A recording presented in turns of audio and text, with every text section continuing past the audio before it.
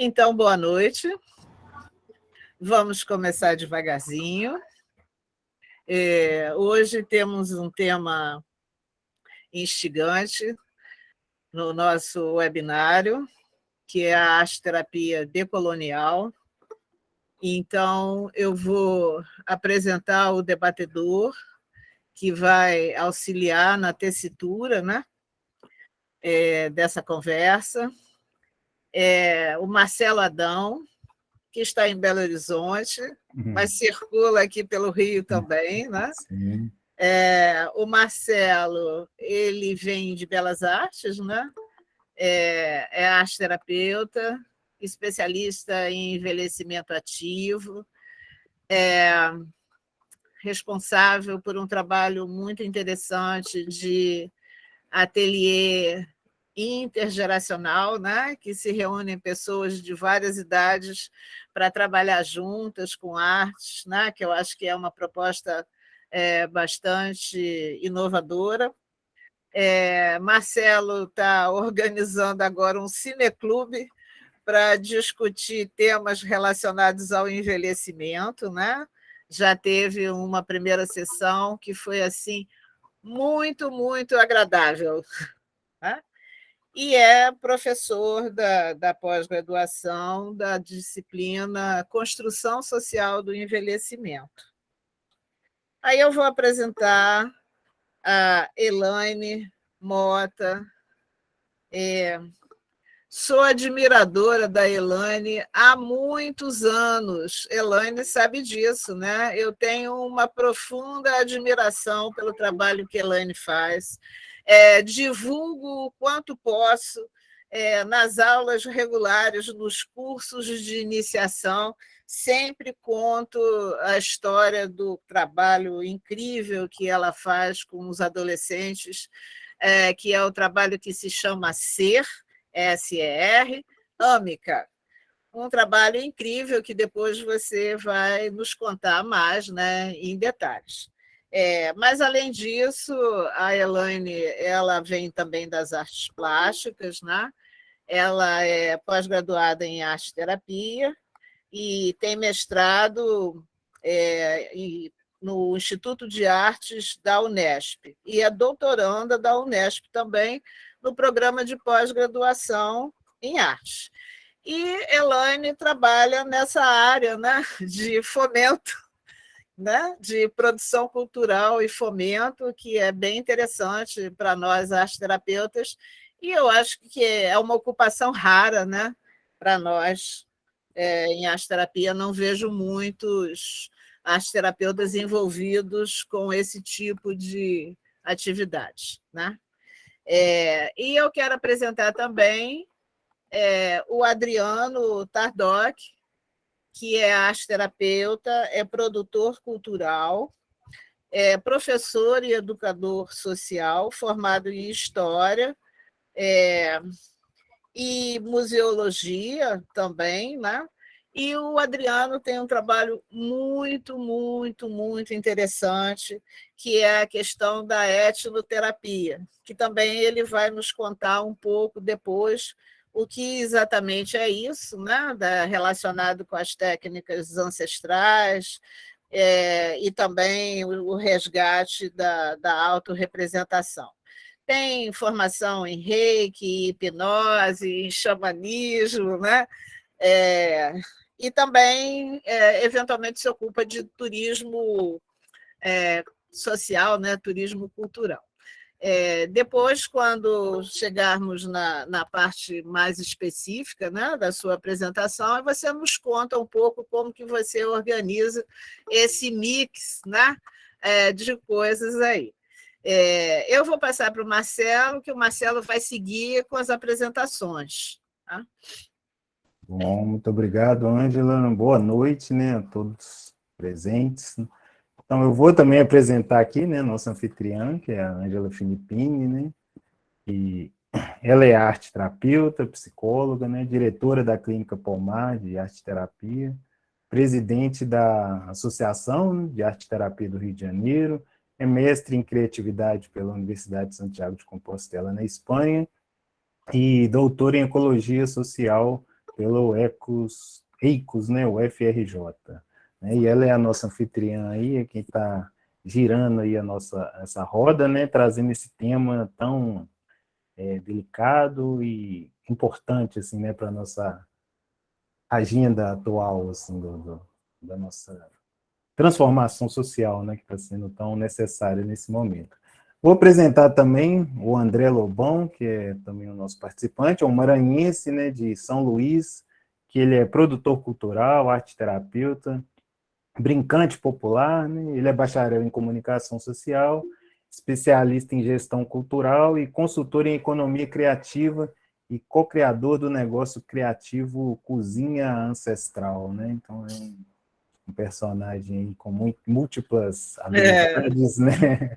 Múltiplas habilidades, e vai trazer também aí essa conexão, né, com a cultura popular, né, com o processo da economia criativa também, para a gente discutir aqui a nossa roda. Então, devolvo aí a palavra para a Ângela para a gente seguir. Então, nós vamos começar, né, contextualizando essa questão, né, afinal de contas, o que será mesmo a arte-terapia decolonial, né? Mas eu vou deixar isso por conta dos nossos convidados, né? Eu só vou compartilhar uma pergunta. Que percepção nossos convidados têm do que acontece aqui no Brasil? Será que a gente tem uma arte-terapia marcadamente, amplamente e ativamente decolonial, ou alguma outra coisa que vocês vão nos contar?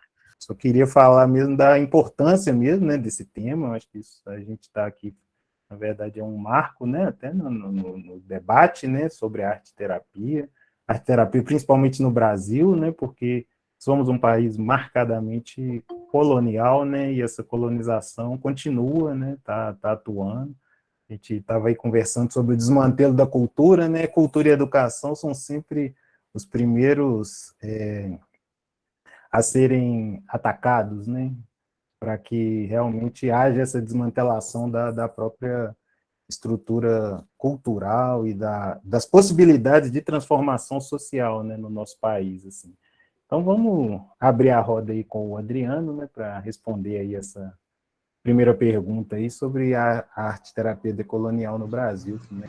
Em primeiro lugar, boa noite, quero agradecer pelo convite de poder fazer parte desse debate. A Ângela, é uma honra, né, poder ter esse contato com a Ângela, pessoa referência nos nossos estudos aí na arte-terapia, e todos os demais aí participantes que têm trabalhos interessantíssimos e fascinantes e referenciais, né? Bom, em relação à pergunta, se há uma arte-terapia estruturada, né? Eu não quero correr o risco de ser injusto em relação a esse tema, né? No meu contato com a arte-terapia, que tem 10 anos, há uma década eu estou trabalhando diretamente relacionado à arte-terapia, eu não conheço particularmente nenhum sistema, nenhuma sistematização de estudo de arte-terapia no contexto decolonial. Eu particularmente não conheço, né? O que existem são inúmeras experiências de profissionais que estão capilarizados aí nos mais diversos polos, fazendo as suas inserções, tentando fazer os seus trabalhos, desenvolvendo metodologias, né? Em alguns casos até rompendo um pouco com a estrutura da própria formação da arte-terapia, tentando buscar na própria fala desses atendidos, né, nessas pontas aí do trabalho, né, e nessas rotinas é que vem surgindo algumas possibilidades, né, de se entender o que pode ser esse caminho decolonial, né, mas assim, sem nenhuma estrutura metodológica ou, enfim, né, alguma base que esteja estruturando esse tipo de pensamento, né. Essas iniciativas estão ligadas muito a contextos variados que se conectam a essas realidades, né, dessas pontas, e hoje vem se ligando muito à questão das pautas identitárias, né, e do resgate de autonomia, sobretudo étnico, né, dentro de outras possibilidades, né? Então, o que eu quero dizer é que eu não conheço, tá, essa prática sistematizada, né? E tenho bastante esperança que, a partir dessa nossa conversa, nós possamos chegar a um ponto de partida em relação a isso. Vê agora, escutar ali um pouco do André, então, ver o que compartilhar Olá, com a gente. boa noite a todas, boa noite a todos. Agradecer o convite, feito pessoalmente pela Ângela, e eu fiquei muito feliz, né, com a discussão desse tema. É um tema que está inserido, né, no meu contexto de trabalho, no meu contexto de vida já há algum tempo, né, pelos mais diversos fatores da minha experiência pessoal. Até conversando com o Marcelo na semana passada, eu até dei a palavra-chave despertar, né, tem muito a ver com despertar mesmo. E dentro do processo arte-terapêutico foi algo que me chamou a atenção já há algum tempo, mas eu tenho uma cena emblemática na minha memória, que foi quando eu estava em um congresso de arte-terapia em São Paulo, e eu parei para olhar aquela multidão de pessoas, né? E percebi que existia ali uma característica que me passava uma percepção sobre um recorte social, sabe? Eu me deparava com pouca possibilidade de ter uma diversidade, né, étnica, por exemplo, como o Adriano traz. Isso me incomodou tanto, o congresso inteiro, que na reunião de coordenadores, eu sou professor e coordeno também curso de formação em arte-terapia, eu lancei essa pergunta dentro de uma das temáticas: para quem nós estávamos fazendo arte-terapia, né? O que nós estávamos buscando, né, com esse processo arte-terapêutico.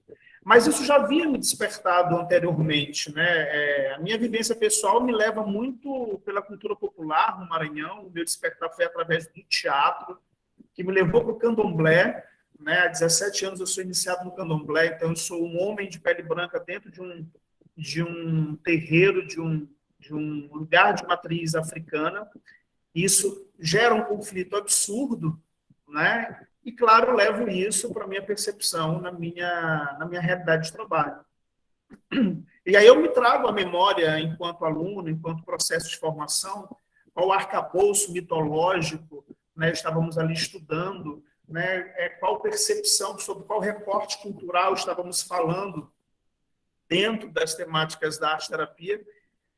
E isso eu comecei a trazer para a sala de aula, no meu processo de formação enquanto professor, formador de arte-terapeutas. Eu comecei a trazer aí, e isso veio naturalmente pela minha própria relação com a cultura popular. Eu comecei a trazer esse arcabouço mitológico indígena, esse arcabouço mitológico de matriz africana, trazer esse imaginário amazônico, falar sobre essa produção cultural do Nordeste, né? E aí é uma discussão que eu faço muito dentro do campo da arte-terapia, né? Qual a nossa capacidade de conseguir ampliar, né, uma visão ou uma sensação pautada nessa diversidade cultural, nessa transculturalidade, né, dentro de um país tão diverso, né, que nós vivemos, o quanto talvez nós deixamos para trás ou continuamos deixando para trás quando a gente...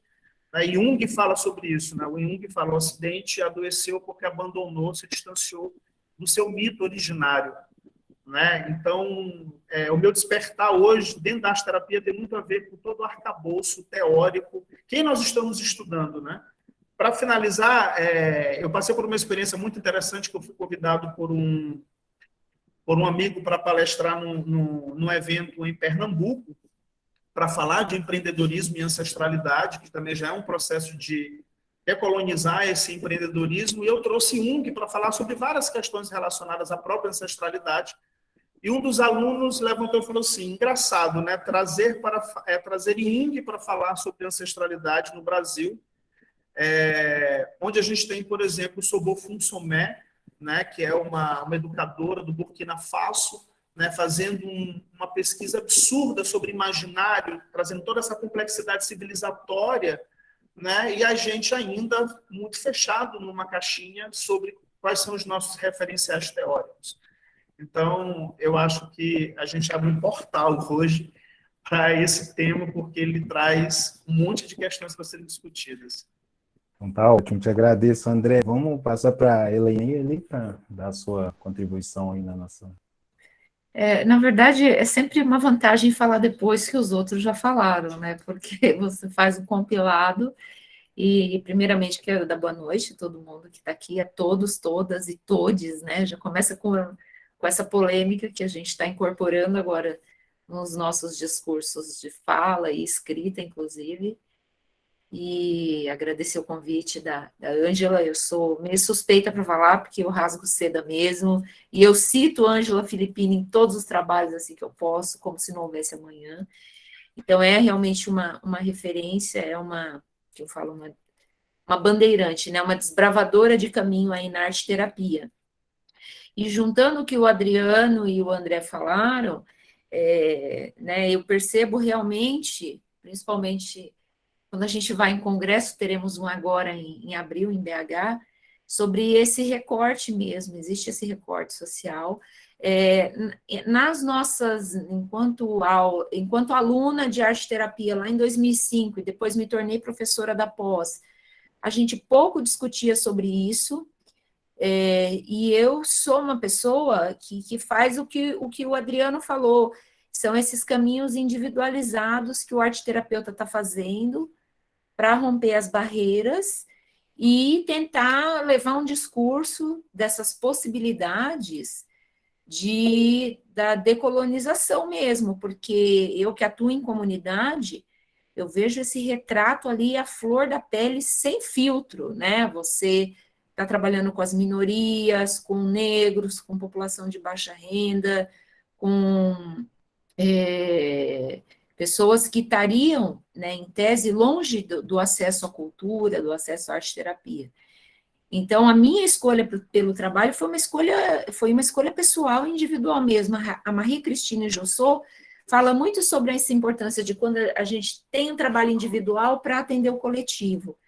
Então, nós, arte-terapeutas, né, temos exatamente essa função e essa função social de divulgar a arte-terapia e de desmistificar e talvez desvincular, né, essas raízes que ainda estão muito fortes na gente. A gente tem, principalmente a América Latina, eu sou de um grupo de pesquisa da cultura latino-americana, e a gente tem essa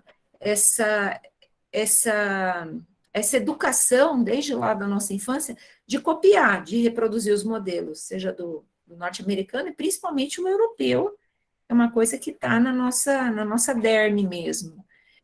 Então, eu tenho uma preocupação, sim, porque eu não vejo ainda um caminho para isso. Talvez, né, a partir das discussões que se iniciam, a gente vá buscar um caminho e tentar jogar isso, mas a gente, pelo menos enquanto professora da arte da pós e arte-terapia, a gente pouco discutiu sobre isso, como o Adriano falou. Mas eu tenho visto movimentos, né? Eu tenho visto, por exemplo, essa brincadeira que eu fiz de falar boa noite a todos, né? É um movimento que as pessoas simplesmente têm repulsa, mas existe uma classe que reivindica esse reconhecimento do não gênero, né? Enfim, tem uma série de classificações. E aí a gente pensa historicamente, por exemplo, a conquista do ela, né, banheiro de senhora, a mulher ser reconhecida na sociedade é muito recente, tem 60 anos. E a palavra que a gente tem é luta. Então, a gente tem que lutar e lutar com resistência para que a gente consiga, né, dentro dessa sociedade contemporânea, da velocidade das informações, que tudo tem que ser muito imediatista, e não é um processo que vai ser imediato para a gente, não. Não quero ser pessimista, mas olhando a realidade mesmo, né? Os abismos que a gente enfrenta. Realmente a gente tem uma tarefa aí, eu acho que árdua, né? E um compromisso, assim, né? Acho que não só ético, né? Político, até poético, né? Porque eu acho que a arte-terapia também tem que estar engajada, né? Nessa reinvenção, assim, do ser, né? E do ser numa profundidade, né? Que a gente sabe que a arte-terapia também pode levar, né? Produzir essa transformação, assim. E aí talvez a palavra seja a gente até se reencantar, né? Reencantar e usar esses saberes, né? Essas tradições que estão aí silenciadas, né? Eu acho que tem essa questão da colonização, né? Trouxe um silenciamento de muitos saberes, né? E que a gente precisa realmente retomar, e eu acho que a arte-terapia é um campo muito propício, né? Para a gente poder fazer essa reconstrução, assim, dessa forma, né? Na verdade, desse eixo civilizatório, né? Que eu acho que a gente está tendo esse compromisso político, assim, de reconduzir, né? A nossa organização social, epistemológica também, né? Para a gente trazer outros conhecimentos, outros saberes também, saberes muito bem estruturados, muito bem embasados. Também. A gente também precisa se abrir. Então, devolvo ali a palavra para a Ângela, para ela trazer as considerações dela aí também, e a gente seguir. Obrigada, Marcelo. Eu estava pensando aqui que nós somos produtos do nosso contexto, né? E, às vezes, é bem complexo, né? A gente se distanciar um pouco para ter um olhar de consciência crítica. E aí eu vou trazer uma história de 20 anos atrás, porque está cheio de gente jovenzinha aqui, né? As pessoas dizem, como assim 20 anos atrás? Então, a história é a seguinte. Em 22 de abril de 2000, iniciaram aqui no Brasil várias comemorações dos 500 anos de um suposto descobrimento, né? As pessoas que não são tão jovenzinhas assim recordam, então, governos e fazendo, né, várias coisas, e algumas pessoas muito incomodadas com essa comemoração, porque vamos combinar que, de verdade, nem fomos descobertos, nem havia nada para ser comemorado. Mas estava lá toda uma série, né, de eventos dos supostos 500 anos do descobrimento. Então, uma mulher aqui no Brasil, que nem nasceu aqui, mas às vezes não acho que essa seja a questão principal, essa mulher é uma mulher francesa que trabalhou por coisas nossas aqui no Brasil por 50 anos, uma antropóloga chamada Niede Guidon, que foi, durante 50 anos, responsável por preservar uma coisa que era bom que a gente preservasse também, que era lá o sítio, né, no Piauí, né, de Capivara, que é o maior sítio de arte rupestre do mundo. Mas, assim, pouco se fala nisso. Aí, no auge das comemorações do suposto descobrimento, Niede Guidon fez uma exposição muito linda, que andou pelo Brasil, veio aqui para o Rio de Janeiro, e a exposição se chamava Antes. Antes, olha que bonitinho, era 5 letrinhas, antes. E nessa exposição ela mostrava a arte dos povos originários aqui do Brasil há 15 mil anos atrás. Né? Então, depois, 14.500 anos, aí fomos supostamente descobertos. Mas 15 mil anos antes, se fazia gravação em pedra, se fazia pintura rupestre, estava tudo lá. Então, foi assim uma maneira muito elegante, né, de ter um discurso decolonial. E aí eu fico me perguntando, né, como professora já de muito tempo de cursos, né, de arte-terapia, será que a gente segura firme esse contexto e vai trazendo, assim, que nem a Niede fez, outras notícias? Né? Acho que o André assim, trouxe um tema assim que, ai meu Deus, né? Mas assim, tá. O que a gente faz com isso? Né? Então, talvez a pergunta seja essa, né? Como que a gente está se implicado nessa história? E aí, uma última coisa que eu queria contar de Niede, né? É o seguinte, que quando ela trabalhou 50 anos por esse espaço rupestre aqui do Brasil. E aí, ela, quando chegou na região, a região era muito desfavorecida economicamente. E ela ficou preocupada que talvez as pessoas não cooperassem tanto em preservar aquelas pinturas, porque poderiam ter o desejo, de repente, de tirar uma lasquinha, vender, aquelas coisas assim da sobrevivência imediata. Então, o que ela fez? Desenvolveu, nas condições do local, todo um treinamento para que as pessoas pudessem se dedicar à apicultura, produção de mel, e a cerâmica reproduzindo os temas rupestres da região. A região se transformou num polo exportador de mel. E houve um incremento socioeconômico da região que ajudava a preservar, né, o sítio. Ela conseguiu implantar uma faculdade de arqueologia. Talvez eu possa fazer assim um breve parêntese, que ela foi muitas vezes ameaçada de morte, porque ela estava dando uma condição financeira melhor àquelas pessoas e elas estavam deixando de ocupar cargos muito mal remunerados, quase na dimensão daquilo que se chama trabalho escravo. Acho que isso tem a ver com abordagens decoloniais.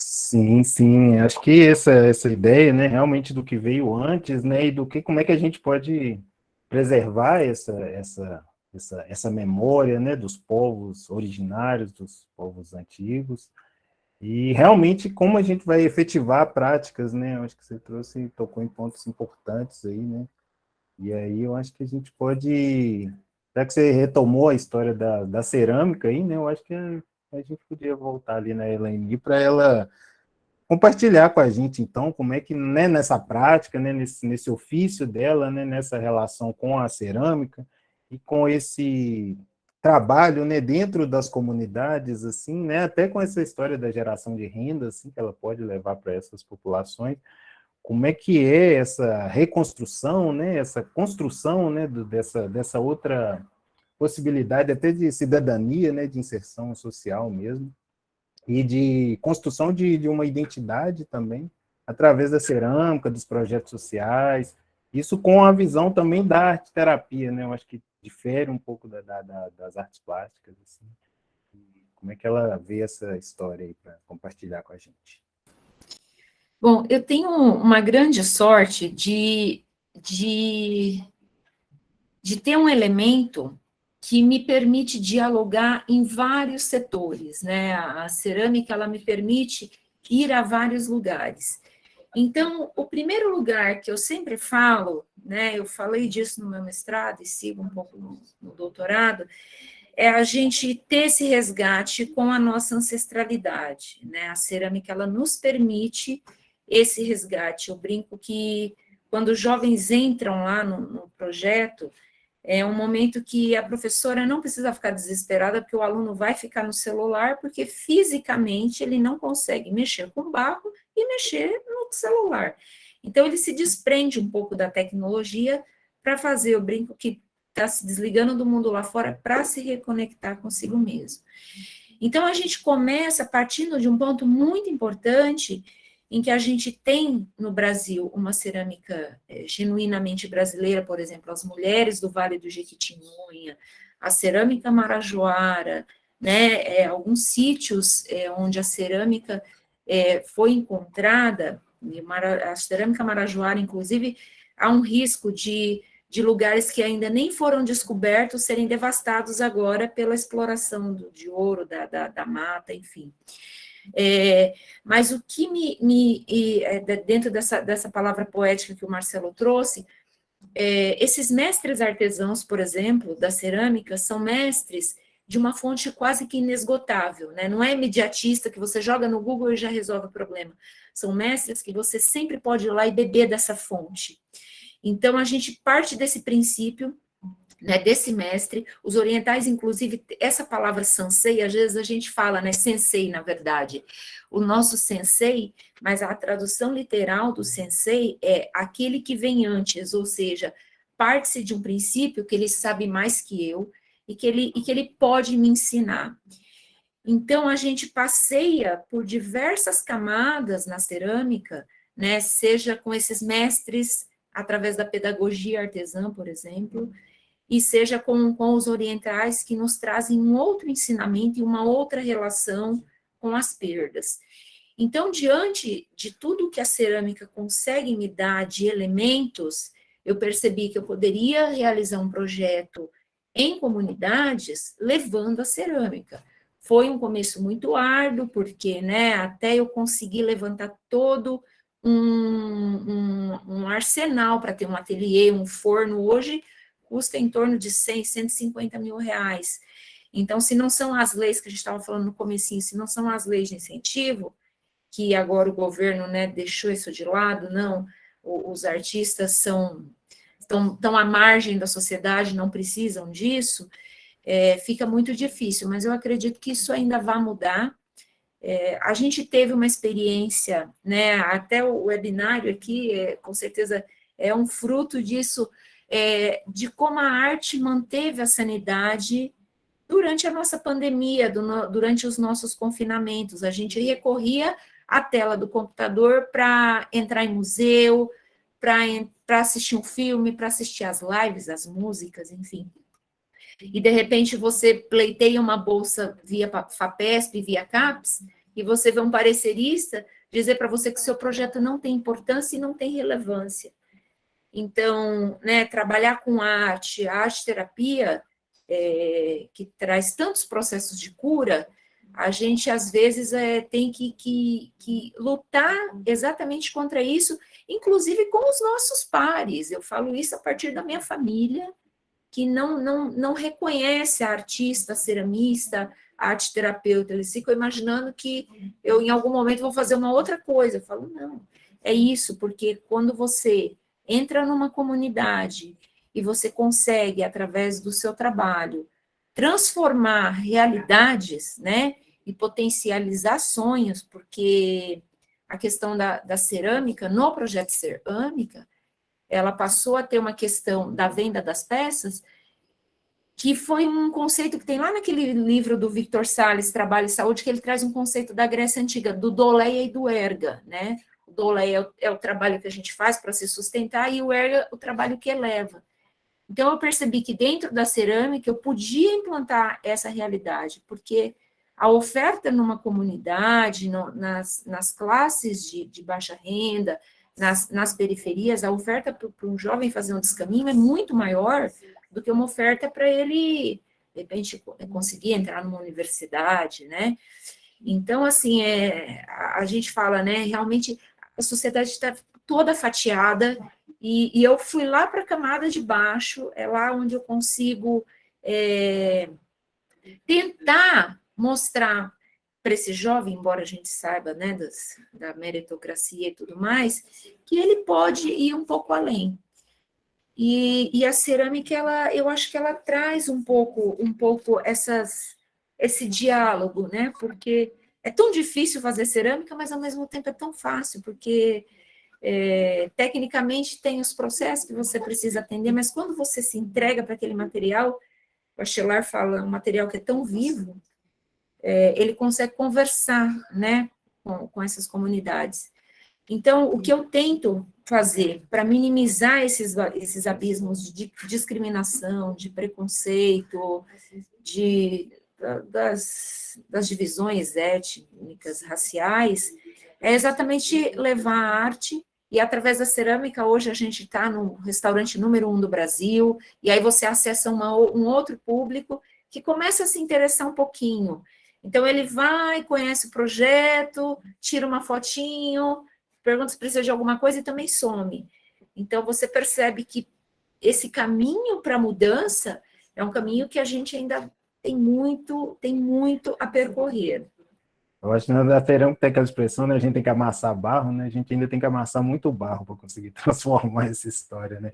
Mas eu acho que é interessante, assim, você levar, né, essa possibilidade de um trabalho que é, ao mesmo tempo, simples, né? É profundo, e pode promover toda essa reconstrução, essa conexão, né? Que eu acho que é uma coisa muito importante, assim, principalmente para essas populações que às vezes estão muito invisibilizadas, né? Estão ali até esquecidas mesmo, né? Tem um esquecimento grande, assim, dessas populações. Acho que o seu trabalho traz, assim, uma força muito interessante, assim.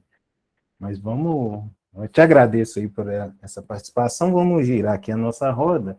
Então, eu queria conversar ali com o André, para ele nos contar, então, como é que a gente vai despertar para essa diversidade, assim, como é que a gente vai transmutar, digamos, né, essa mentalidade colonial, assim, e como é que a gente vai reivindicar esse espaço, né, esses outros saberes que estão aí na cultura, né, popular, que já existem, né, a cerâmica está aí para provar que é um conhecimento muito antigo, e como é que a gente vai fazer para manter essa consciência desperta, né, para essa transformação? Eu estava ouvindo aqui a fala da Elaine e me veio a palavra revelar, né? A arte-terapia tem muito a ver também com essa revelação dessas imagens.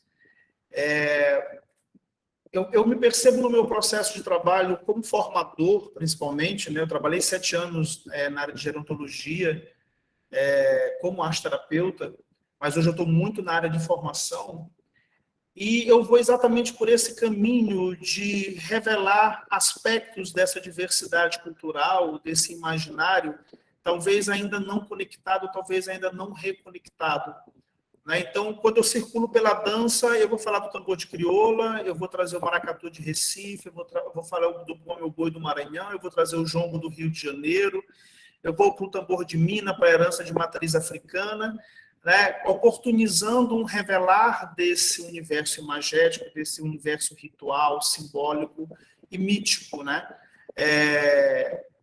O revelar da minha experiência com o candomblé, por exemplo, ela é absurdamente, como eu posso dizer, iniciática, porque é exatamente isso, né? O candomblé ele é uma experiência iniciática, e não é à toa que os terreiros são vistos como espaços de resistência, e a vivência ela traz uma compreensão absurda desse espaço mítico, né? Desse mito reconectado, desse mito preservado.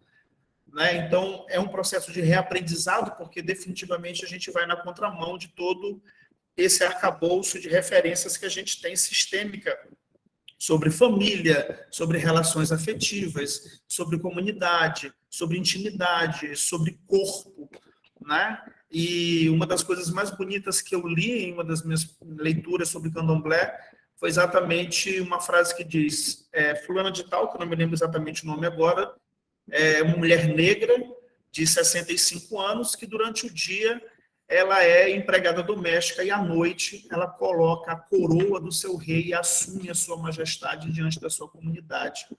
Né? Então, e o que eu tenho percebido ao revelar esse universo, a proporcionar ou instigar esse universo simbólico, mitológico, ritualístico, né, principalmente da cultura popular, perceber o quanto nós estamos distantes, né? O quanto nós nos tornamos plateia de nós mesmos, né? Principalmente por esse processo da própria espetacularização da cultura. Aqui no Maranhão, a gente vive um conflito com isso. Né? Quando a gente colocou o Bumba Meu Boi em cima de um palco para apresentar para o turista, a gente perdeu a brincadeira. Né? E a brincadeira ela é absurdamente importantíssima para que a gente fortaleça os nossos laços de comunidade, para que a gente se reconheça enquanto lugar, enquanto pessoa, enquanto coletivo, né? E o mito revivido e ritualizado, né? De uma forma orgânica, porque isso se manifesta no corpo. Então, eu tento levar essa experiência para o processo arte-terapêutico, inclusive de uma forma bastante orgânica, para que a gente experimente isso no corpo, inclusive, para saber o que vai ressoar. Né, que ressonâncias corporais elas vão transbordar nessa experiência. E aí a gente começa, incrivelmente, a entrar em contato com um imaginário ou com um universo arquetípico que nos dá uma sensação completa de identidade, de conforto e de segurança, e muitas das pessoas ainda não despertados. Né, onde inclusive as pessoas, eu tive uma experiência, e aí trazendo um pouquinho para a economia criativa, eu tive uma experiência como consultor, que a proposta é que as pessoas falassem da expectativa em 5 anos do seu negócio, de uma jovem mulher negra, né, começou a chorar copiosamente, e aí disse que ela não conseguia falar sobre isso, porque o universo dela, né, enquanto mulher negra, jovem de 22 anos de periferia, era pensar no dia seguinte, porque dos 10 melhores amigos de infância, 8 já haviam sido mortos ou pela polícia, ou pelo tráfico, ou pela violência, ou pelo racismo. Né? Então, a Elaine falou muito sobre essa questão do referencial, né? E eu, quando li, eu sempre fico numa confusão se isso é de Leonardo Boff, ou se eu li em alguma obra dele, eu nunca me lembro, porque eu nunca encontrei mais nada sobre isso, que são esses 4 complexos culturais formadores, né, da brasilidade, que ele traz esse complexo do colonialismo, o complexo do holocausto indígena, o complexo do racismo e o complexo da corrupção. E hoje, em economia criativa, por exemplo, o grande debate que eu faço é que nós, brancos, somos tão tacanhos que nós agora inventamos a teoria das novas economias, se apropriando de dinâmicas econômicas ancestrais para falar de economia da cooperação, para falar de economia criativa, para falar de economia solidária, para falar de economia cooperada, e ninguém para se perguntar por que povos indígenas, povos de terreiro, ribeirinhos, quilombolas resistem até hoje a toda a diversidade e a tentativa contínua de aniquilação desses povos, porque existe uma dinâmica econômica que garante a sobrevivência da comunidade. E é sobre isso que Sobonfu Somé fala. Né? E nós, enquanto arteterapeutas, eu trago muito um debate na formação de arteterapeuta, que mais do que ser arteterapeuta é ter essa visão, essa sensação, esse olhar, essa sensação de arteterapeuta. É diferente, né? A gente olha as coisas a partir de uma outra ótica, a partir de uma outra perspectiva. Senão a gente faz um pacto com a mediocridade e a gente continua no mesmo lugar, né, que nós estamos há muito tempo. Então, é um desbravar, né, criativo e também de desconstrução, né, de um determinado parâmetro, um modelo mental sobre as coisas. E aí eu costumo dizer, a crise que a gente vive no momento, ela é uma crise civilizatória profunda, né? E aí eu costumo brincar que a pandemia, ela nos deu, né, aí uma experiência absurda de retorno, né, a essa criatividade, a esse arquétipo do cuidar, né, esse acordar da deusa nos desperta para uma série de questões que são muito importantes para a reconstrução desse processo. É mais ou menos esse o caminho que eu tenho pretendido trilhar. Ah, legal, André, muito importante aí isso que você traz, né, porque esse processo tanto, né, do revelar, né, do descobrir essa diversidade aí, de como a gente pode realmente estruturar isso, né, no nosso dia a dia, assim, né, na nossa convivência, né. Acho que essa ressignificação do trabalho também, né, é muito importante, assim, porque e o trabalho é marcadamente uma marca da colonização, né, até pelo processo, ou o índio é preguiçoso, né, e o negro é escravo, né, então a gente coloca isso, né, esses corpos, né, e tem uma dominação dos corpos que se perpetua, né, mesmo no sistema de produção da idade das economias, né, eu acho que isso também é interessante, assim. Agora, a arte-terapia poder acessar isso, dar ferramenta, né, para a gente conseguir trabalhar nessa profundidade, assim, eu acho muito válido, muito interessante, assim, e muito necessário, né, porque esse processo da reconstrução, ele é muito doloroso, né, a gente passar pelo conflito, né, pela dor da reconstrução, de uma quebra até, né, daquele sistema que está ali, da identidade que está dada, né, para fazer essa reconexão com o ancestral, né. Então, esse despertar, ele também traz uma transformação, ele é um processo bastante profundo, assim.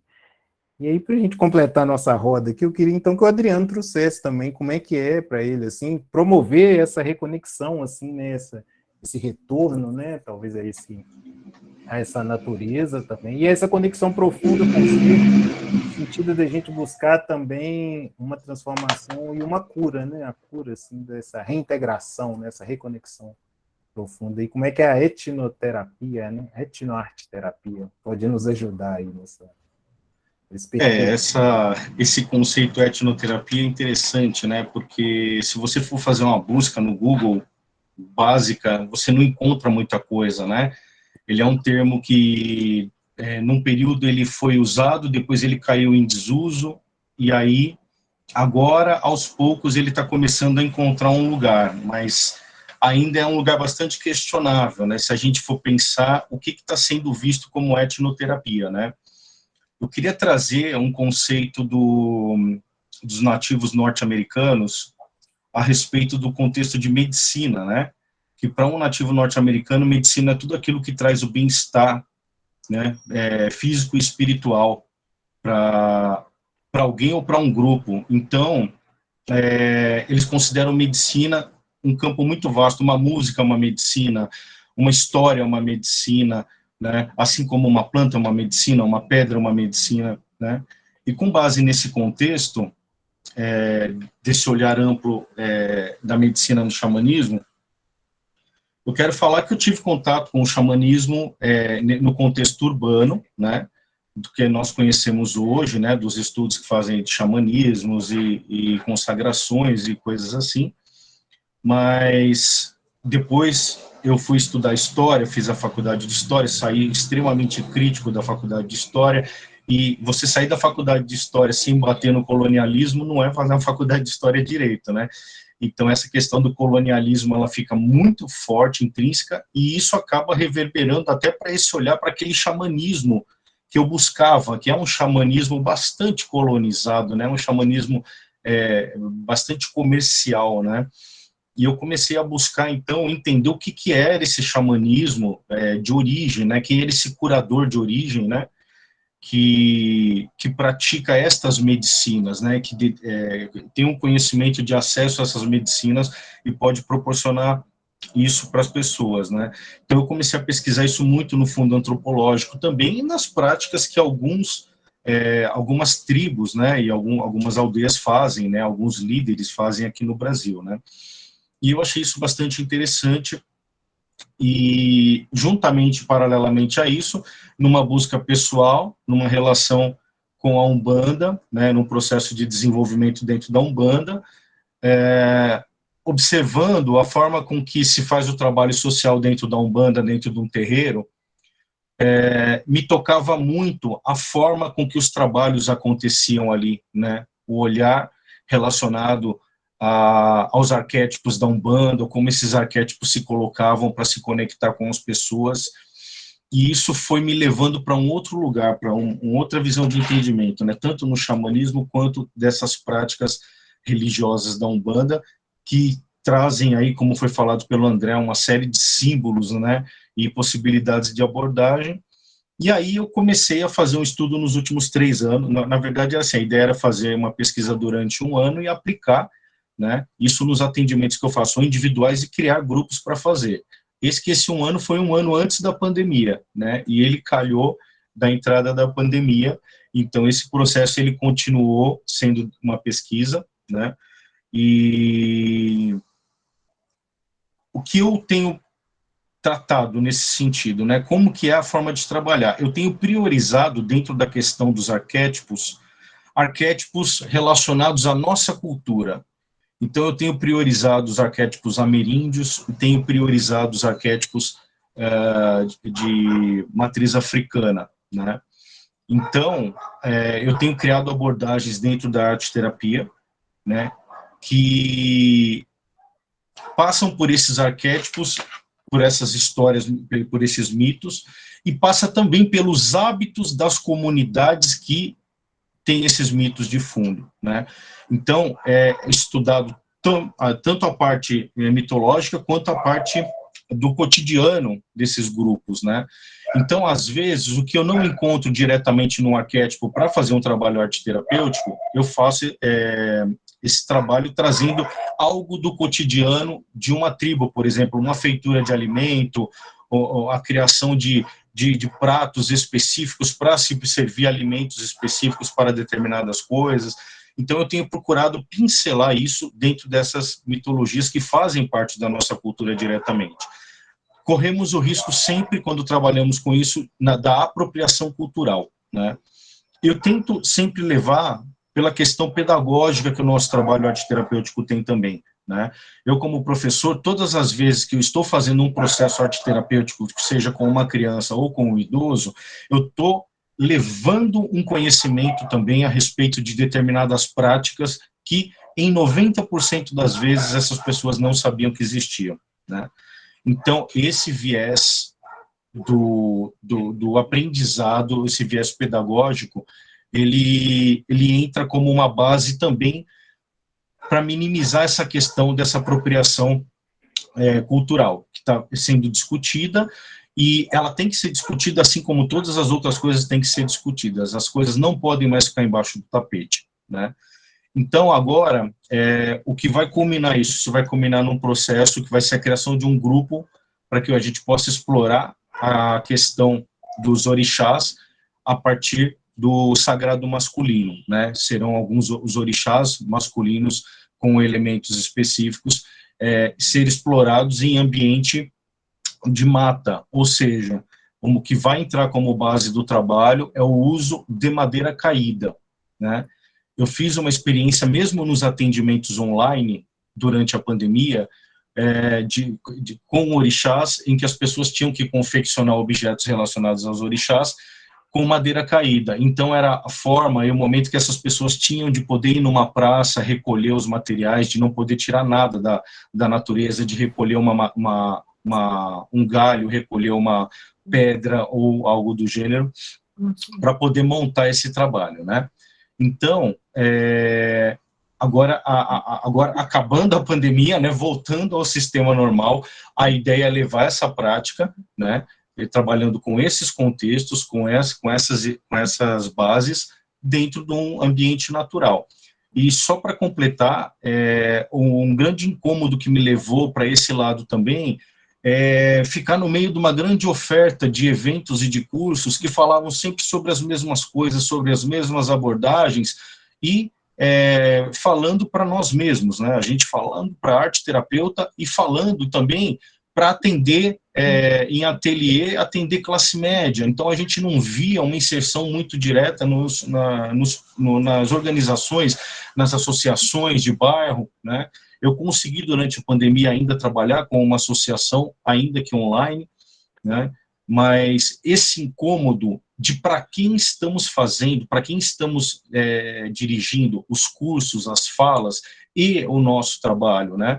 Então, eu queria muito sair desse atendimento da classe média e criar alguma coisa para poder levar para uma comunidade, por exemplo, né? E agora, dentro desse processo, eu vou escolher qual é a comunidade, né? Ver qual que é a melhor possibilidade e começar essa nova abordagem que eu já venho fazendo individualmente dentro de uma comunidade, né? Ótimo, Adriano. Muito interessante esse resgate, né, dessa inserção comunitária, né, e dos processos de cura, né, porque eu acho que a gente também precisa trabalhar a cura no sentido de uma cura também comunitária, né, às vezes a gente também fica muito voltado para um processo muito individual, mas é necessária essa cura comunitária, assim. E o resgate desses hábitos também, né, passar esse conhecimento, né, isso também é... Isso, exatamente. E uma coisa é que só para concluir, as abordagens, elas sempre começam, a ancestralidade é a base, e elas sempre começam no reconhecimento da própria ancestralidade, seja essa ancestralidade consanguínea, seja essa ancestralidade agregada, e a partir daí olhar para essa ancestralidade dentro de um grupo, dentro de um contexto, e, posteriormente, a gente traz essas outras abordagens, porque a pessoa primeiro precisa se reconhecer dentro de grupos, né, e, posteriormente, vai acontecer um processo comparativo sempre quando a pessoa ela tem uma história de vida, uma vivência, e você traz um contexto, por exemplo, de uma aldeia, de uma prática ritual de uma aldeia, né, em que a pessoa ela vai encontrar semelhanças ou ela vai entender aquilo no campo da diferença também, que é disso que se trata, a gente conseguir entender as diferenças, né, que são apontadas aí dentro desses processos que nós fazemos, né?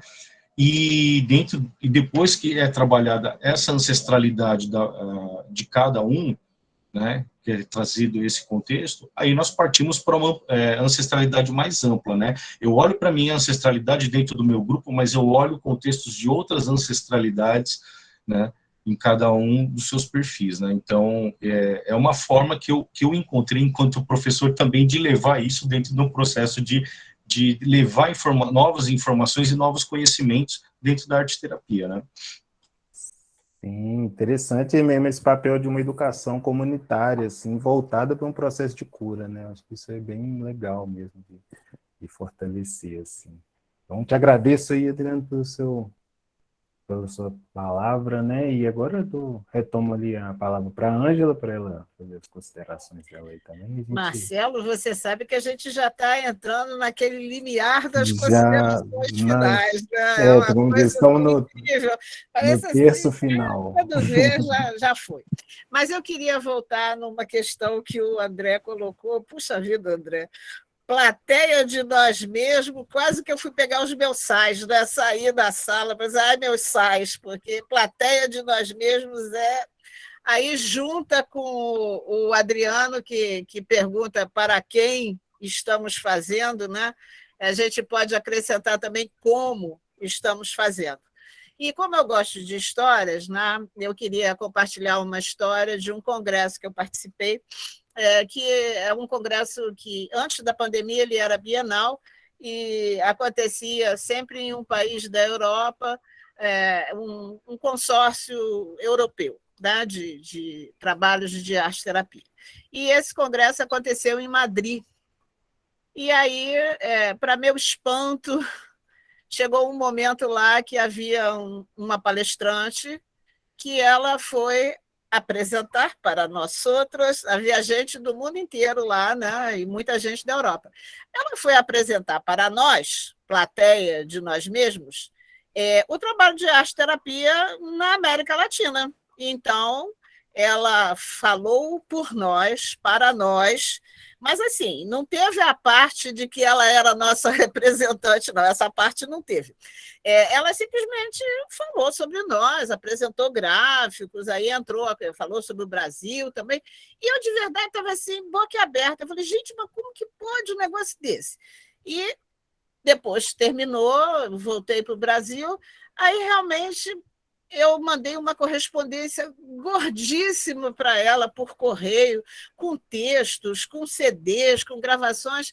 E aí falei para ela assim: olha, de uma próxima vez, quando você quiser contar um pouco sobre a arte-terapia no Brasil, a gente está aqui pronto para auxiliar, né, você ter uma fala assim mais enraizada. E assim, não, ela assim, administrou bem, porque a gente se encontrou depois em outros países, em outros congressos, a gente tem uma interação assim sociável, mas não dava para deixar passar, porque esse negócio de plateia de nós mesmos não tem o menor cabimento. E o detalhe é que a Espanha começou o trabalho de arte-terapia muito depois do Brasil, muito.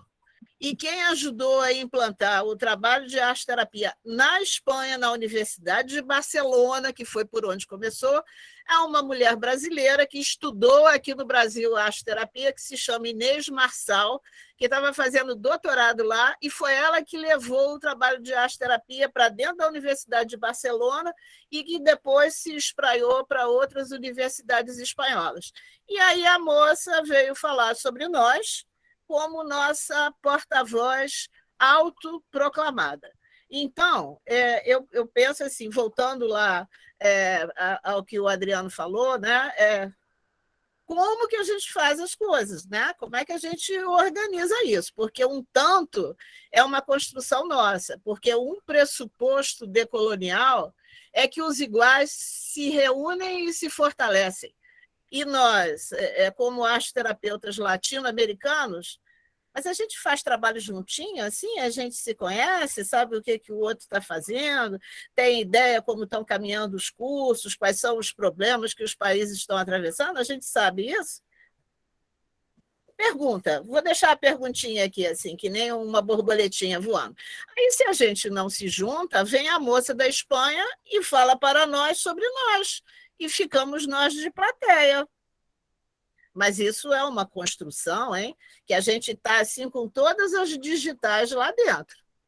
Então, eu acho que é um dos nossos, né, um propósito, eu acho nosso, né, uma necessidade também, que a gente também saiba defender também, né, e constituir, né, uma arte-terapia verdadeiramente brasileira, né, a gente também possa, porque nós também temos um território fértil, né, de imaginário, de prática, que a gente precisa realmente também defender e se unir, né, com os outros territórios que também passam por esse processo, né, da colonização, e tem muito a contribuir mesmo, né, das experiências que eu já tive aí de participar dos congressos, pelo menos, né, latino-americano, né, das vivências que eu tive. É muito interessante a gente poder conectar, né, esses saberes, principalmente essas culturas e esse simbólico, né? Porque também tem um simbólico aí que a gente precisa trabalhar, assim, uma subjetividade que também tem que ser unificada, assim, porque eu acho que uma das marcas assim, da colonização é ter feito isso, né? Partiu todo mundo, né? Então essa coisa dos cacos, né, também um processo que a gente precisa trabalhar com eles, assim, a gente precisa unificar isso de alguma maneira, assim. Aprender também a trabalhar com essa fratura, né? A gente aprender e com a fresta, né? O Luiz Antônio Simas, ele é um historiador também, que ele tem uma coisa, né? Que a gente tem que aprender a trabalhar na fresta, né? Abrir uma fresta, a gente entra e vamos fazer lá que é nosso. Então, a Ângela deixou aí uma pergunta no ar, né? Também queria, assim, que a gente também já estamos no terço final aqui do nosso processo, né? E aí deixo aberto aí também para as considerações, né, para responder um pouco a pergunta da Ângela, e assim, só para abrir a roda, assim, né, dessa última rodada, eu queria perguntar para a Elaine, assim, porque me chamou a atenção justamente no trabalho com a cerâmica, uma menção que ela fez a esse processo dos cacos, né, o que se faz com aquilo ali que aparentemente é descarte, era lixo, né, e como é que você faz com aquilo, assim, como é que você cria, né, a partir dali, e aí vamos retomar aí a nossa última rodada, então, também para as considerações finais. Bom, pensando até no que a Ângela falou agora, dessa questão do europeu falando sobre nós, me veio uma palestra que eu assisti recentemente, que o nome da palestra chama Nossa Porcelana Tem Dendê. Então, né, o pessoal das matrizes africanas trabalha com a coisa do dendê, porque a gente é tão arraigado nessa coisa do europeu, que dificilmente a gente não vai olhar em casa e não vai ter um prato branco, que esse conceito veio lá de quando a Europa chupou a questão da porcelana, que a porcelana só existe na China, num único lugar que é extraído o caolim. Então, os chineses são os mestres da porcelana. O europeu foi lá e se apossou daquilo, começou a reproduzir com a faiança, depois conseguiu fazer a porcelana.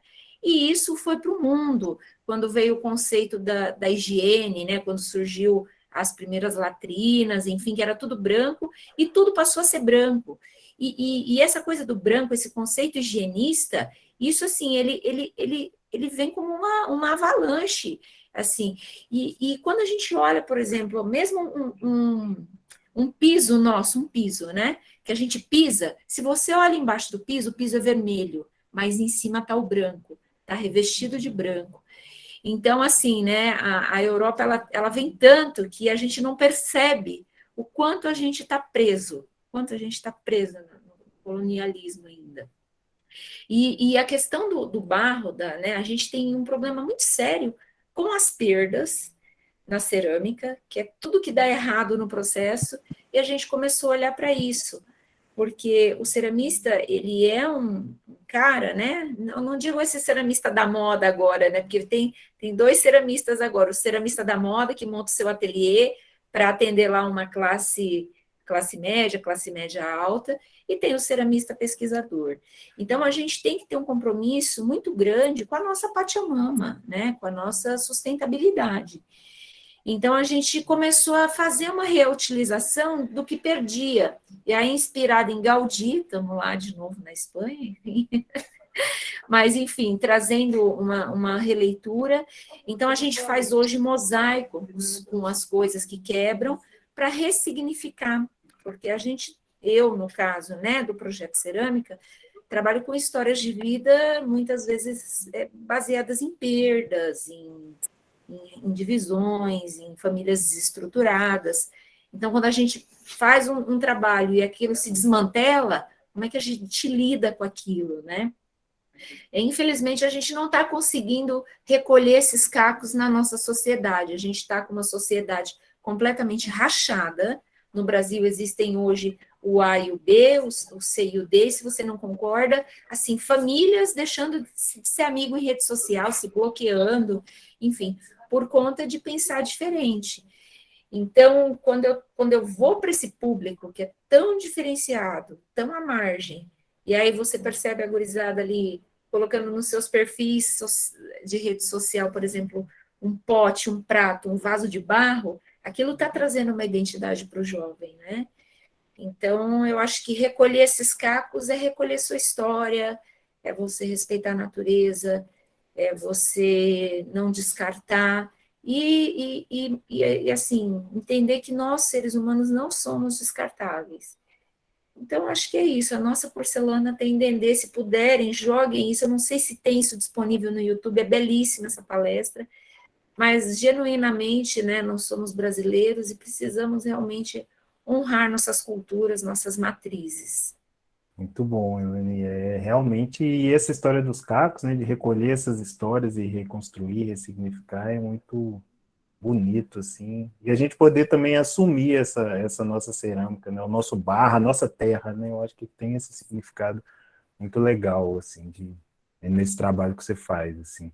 E aí, agora eu te agradeço. Aí eu vou passar a palavra, então, para o André ali, para ele responder aí. Como é que a gente vai fazer, né, para nós, arteterapeutas, como é que a gente vai construir, assim, esse processo, né? Nós, enquanto também comunidade, né? Enquanto arteterapeutas, assim, como é que a gente pode fazer esse processo aí? Eu falo muito pelo meu processo pessoal, né? Quando eu falo dessa experiência do despertar, me veio muito pela minha experiência com o teatro, né? Logo quando eu saí da faculdade de comunicação, eu resolvi trabalhar com produção cultural e mergulhei dentro de uma companhia de teatro, na qual fiquei 10 anos. Nesses 10 anos, eu mergulhei no centro histórico da cidade e nos seus aspectos mais sombrios, nos becos, e conseguindo conviver com as pessoas que estavam trancafiadas nos casarões, né, vistas como prostitutas, como traficantes, como marginais. O teatro me levou para a cultura popular, o teatro me levou para o candomblé, né? Então, hoje, o debate que eu faço dentro do processo formativo em arte-terapeuta, eu questiono muito a relação com a cidade, a relação com o lugar, a relação com essa produção cultural. Né? O que nós, arte-terapeutas, estamos consumindo, né, enquanto agentes culturais, enquanto pessoas, enquanto, né, pessoas comuns. Eu acho que isso é uma reflexão importantíssima, né, porque isso nos dá um referencial absurdo sobre o que nós vamos construir, ou sobre o que nós vamos debater, ou de que forma nós vamos atuar. E aí, para finalizar, eu trago aqui uma reflexão que eu gosto muito dentro desse tema decolonial, que é a crise com o trabalho. Né? O que nós fizemos com o trabalho? Né? E esse modelo colonialista, esse modelo capitalista, né? Eu costumo dizer que nós viramos as costas para a América Latina, viramos as costas para os povos indígenas, para os povos de matriz africana, e olhamos, né, a experiência norte-americana como modelo de mercado, a experiência europeia como modelo civilizatório. Né? E aí nós transformamos o trabalho num lugar de reprodução, de uma entrega de produto sem afeto. E aí a gente entra numa crise absurda porque a gente não consegue mais se reconhecer com o nosso produto final, com o trabalho. Né? E aí tem muito a ver com essa cisão, né, que a gente está falando, que o Adriano trouxe muito, o Marcelo reforçou, essa cisão entre a alma e a criatividade.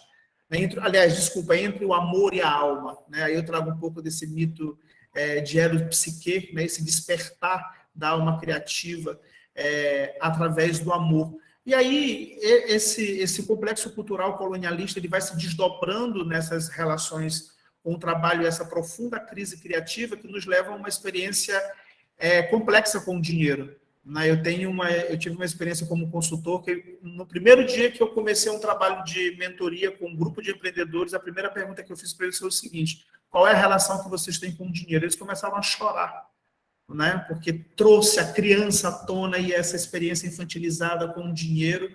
né? E aí todos trazendo essa reflexão sobre o não reconhecimento do trabalho enquanto espaço criativo e sendo obrigados a ocupar um lugar extremamente pesado e violento para poder se manter dentro desse padrão, né? Que é essa herança colonialista que dita esse universo que a gente tem hoje como processo de trabalho.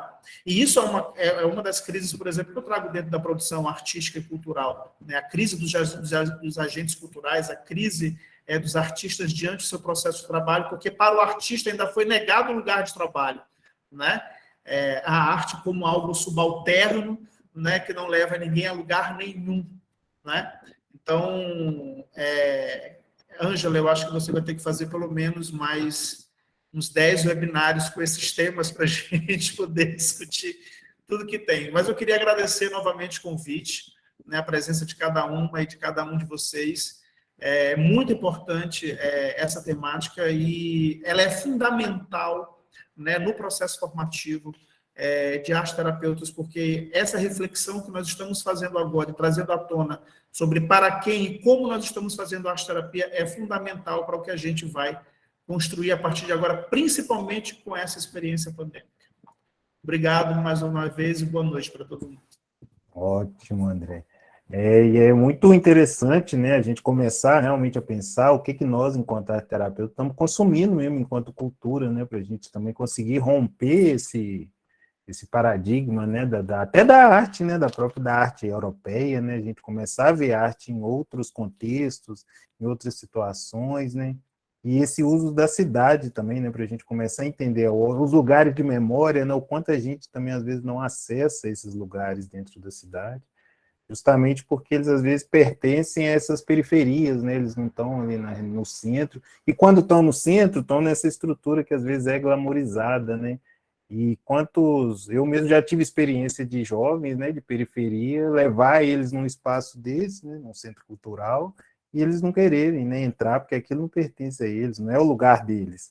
Então, você também, quando você, né, você forçar uma entrada de um jovem num lugar desse, é extremamente cruel até, por mais que você tenha levado para ver arte, né? Então, tem esse outro lado também dessa dominação, né, que existe também no processo de construção cultural da própria arte, né? A gente também tem que entender a arte como um produto também desse sistema, assim. E aí, para a gente também completar aqui na roda e pensar até nessa forma de produzir arte, né, o Adriano trouxe um tema que é muito legal, que é essa coisa da madeira caída, né, que é usar essa materialidade da natureza, né, não tem comércio ali, tem assim, um encontro mesmo com a terra, com a matéria viva ali, e ressignificar essa história. Assim. E aí, como é que é, Adriano, essa materialidade, assim, lidar com essa natureza para também trazer essa outra sensação, né? O André, conversando com ele trouxe uma palavra legal, que é pós-identificação, mas essa sensação mesmo de uma outra realidade, assim, né? Que é essa reinserção na natureza, né? Que a gente precisa também para reconstruir. Olha, muito interessante, por mais que as pessoas estejam desconectadas no dia a dia, quando elas se conectam, é sempre uma experiência muito forte. E o interessante de você pegar a madeira caída, você construir objetos, símbolos, ou o mesmo barro do lugar, né, construir alguma coisa com o barro, e você faz o seu ritual ali simbólico, você traz todo o significado, a pessoa traz o significado da experiência, e aí, ali mesmo, onde ela coletou, ela vai depositar tudo aquilo que ela construiu, toda aquela simbologia, ela vai depositar na natureza para que aquilo volte a fazer parte da natureza de novo, trazendo a noção de ciclo, né? O entendimento da questão cíclica. Então, é experiência muito profunda quando você trabalha com a madeira caída, porque você recolhe e você devolve ela no mesmo trabalho, né? Então, isso gera gera sensibilidade muito forte, é muito profundo sempre de se trabalhar, né? Então, é sempre uma experiência muito grande, muito forte, é sempre uma experiência significativa, não tem como passar batido dessa experiência, né? E eu queria aproveitar as falas, né, que foram trazidas aí do André e Elaine, para poder tentar conectar essas falas com o que eu vou concluir. Eu na produção cultural, eu tinha experiência na área de museus, né? Eu trabalhei no Sistema Estadual de Museus de São Paulo e conheci mais de 100 municípios no estado de São Paulo, conheci várias realidades, e essas realidades todas estão engendradas em reprodução, uma ou outra pontual acaba saindo um pouco do eixo, mas a questão que eu sempre me perguntava, para quem estamos fazendo um museu, né? Que é essa questão existencial que eu tenho em qualquer coisa que eu faço, para quem está sendo feito, né? E o museu, tanto no estado de São Paulo quanto nos outros lugares, via de regra, ele é constituído para mesmos grupos, as mesmas pessoas frequentam os museus, as mesmas pessoas, elas estão sempre conectadas. Se você vai em eventos relacionados a museus, você vai sempre encontrar as mesmas pessoas, as pessoas iniciadas no conhecimento das artes, público acadêmico e coisas do gênero, né? Tanto que a grande luta dos museus no estado de São Paulo é trazer público que não seja esse público que sempre vai nos museus. Isso existem números que comprovam, né? Mais de 50% do público acadêmico e coisas do gênero, né? Então, isso na minha experiência enquanto produtor, enquanto coordenador de museu, que eu coordenei o Museu da Cidade de Salto, no interior de São Paulo. E esse museu tinha a história de Salto, acontece desde o período dos bandeirantes. Na entrada do museu tinha uma igaçaba, né, com os restos mortais de um nativo, e o espaço que essa igaçaba tinha no museu era exatamente o espaço que ela ocupava, porque o resto do museu era a construção da história dos italianos na cidade de Salto, né? Aproveitando essa igaçaba, eu quero conectar com o papo que eu tive com a Maiô. A Maiô, quem não conhece, precisa conhecer, e a Maiô, para mim, é um caminho para a gente olhar, para poder partir para essa questão da arte-terapia decolonial. A Maiô, para mim, ela é um norte, assim, para a gente poder ir mais além nisso, nessa questão. Na região em que a Maiô trabalha, foi encontrada uma igaçaba também, em Cacos, e a Maiô, ela no campo do sentir, muito mais do que no campo do pensar, ela já começou a trabalhar essa igaçaba para poder agregar o povo, poder agregar os nativos lá da região, de forma artística, a partir dos cacos, de como foi trazido pela Eni, né? Então, os cacos aí tendo um papel de poder construir. Então, a gente trocou algumas informações nisso. E a grande preocupação dela é que a academia já quer se apossar dessa igaçaba, né? Para poder levar para algum lugar e fazer alguma coisa. Falei de jeito nenhum. Mas eles falam que a gente não sabe cuidar. Vocês vão cuidar, porque vocês vão cuidar do jeito que vocês sabem dessa igaçaba. E essa igaçaba, ela pode ressignificar a construção de uma etnia que está dispersa, por exemplo, né? Então, isso é um ponto muito interessante para a gente poder observar, né? Olhar a partir dessas experiências, o que podemos explorar, né? E a questão do trabalho trazida pelo André, o historiador Yuval Harari, ele tem uma previsão no livro 21 lições para o século XXI, que países com capitalismo semelhante ao do Brasil não vão ter trabalho para todo mundo. As pessoas vão ter que encontrar o que fazer, né? E isso é uma coisa que nós não precisamos exatamente do Harari, ele corrobora enquanto um intelectual, mas nós não precisamos do Harari para observar, porque isso já está se manifestando no cotidiano, né, nas relações, né? Aquela geração neném, ela vai ficar muito maior, né? Então, esses espaços vão ter que ser ocupados por alguma coisa, vão ter que ser ocupados por alguma ideia, por alguma prática.